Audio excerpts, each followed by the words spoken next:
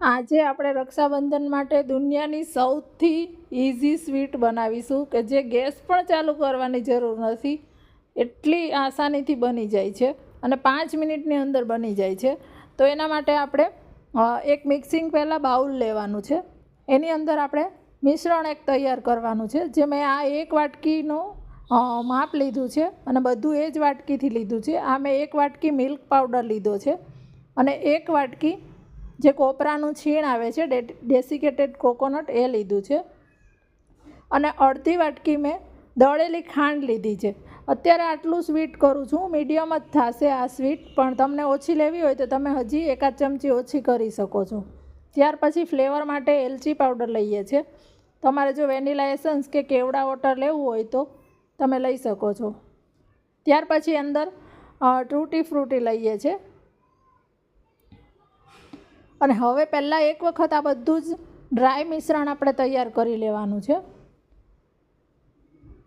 અને આને આપણે બાઇન્ડ કરવા માટે ઠંડુ દૂધ લીધું છે. આટલા મિશ્રણની અંદર જેટલો મિલ્ક પાવડર છે એનું ચોથા ભાગનું દૂધ જોશે. અત્યારે આપણે અડધી વાટકી લીધું છે, પણ પહેલાં 3-4 ચમચી દૂધ અંદર એડ કરી અને હાથેથી આને મિક્સ કરવાનું છે ને એકદમ પ્રેસ કરતાં મિક્સ કરવાનું છે, કારણ કે જે કોકોનટ છે એમાંથી એનું ઓઇલ છૂટે છે અને જે આપણી ખાંડ છે એ પીગળે છે, એટલે આમાં બહુ દૂધ નહીં જોઈએ.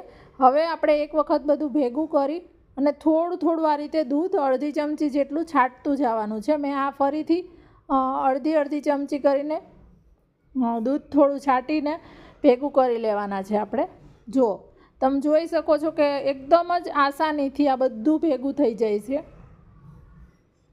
અને જે આ સ્વીટ છે એ ખાવામાં પણ એટલી મસ્ત લાગે છે. માવાની મીઠાઈ ખાતા હોય એવો આનો ટેસ્ટ આવે છે અને આમાં દરેક વસ્તુ એવી છે કે જે આસાનીથી બધે હવે મળી જ જાય છે. જો આ રીતનું આ મિશ્રણ તૈયાર થઈ ગયું છે, આની અંદર આપણે ઘી કે કન્ડેન્સ મિલ્ક કે કાંઈ એડ નથી કર્યું, છતાં પણ આ એટલું મસ્ત, જો આ રીતનું મિશ્રણ આપણું તૈયાર થઈ જાય એટલે આપણે આને એક ફ્લેટ સરફેસ પર લઈ લેવાનું છે, ચોપિંગ બોર્ડ પર, અને આ રીતે એનો રોલ કરી લેવાનો છે. હવે આપણે આને ફોઇલ પેપર પર લઈ અને એના ટ્રાયેંગલ શેપ આપવાનો છે. ફોઇલ પેપર ના હોય તો તમે જે પ્લાસ્ટિક શીટ આવે છે એ પણ લઈ શકો છો તમે. જો આ રીતે એક વખત ઉપરની સાઈડ ટ્રાયેંગલ કરી અને બેવ જે ધારનો ભાગ છે સાઈડ એને પણ પ્રેસ કરી દેવાનું છે અને હવે બીજી સાઈડ આપણે આને ફેરવવાના છે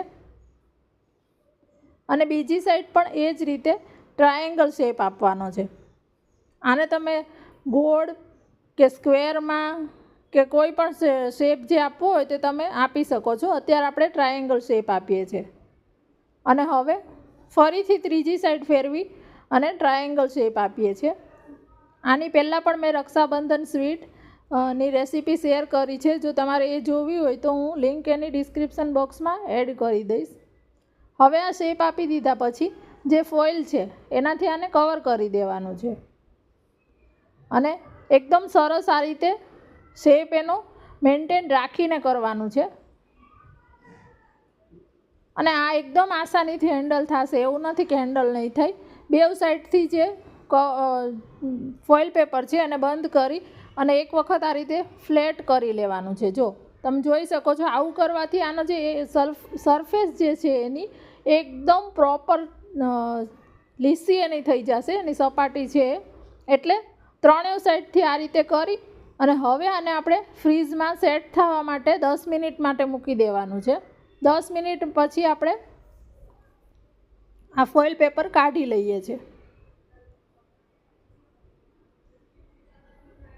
અને હવે આપણે એને કટ કરીએ છીએ. જુઓ, તમે જોઈ શકો છો એટલી મસ્ત આપણી માર્કેટ કરતાં ઘણી જ સસ્તી અને ચોખ્ખી એવી આ સ્વીટ આપણી રેડી થઈ ગઈ છે. તો વિડીયો ગમે તો એક લાઈક કરી દેજો, યુટ્યુબમાં જોતા હોય તો સબસ્ક્રાઈબ કરી દેજો અને ફેસબુક પેજ મેં ફોલો કરી દેજો.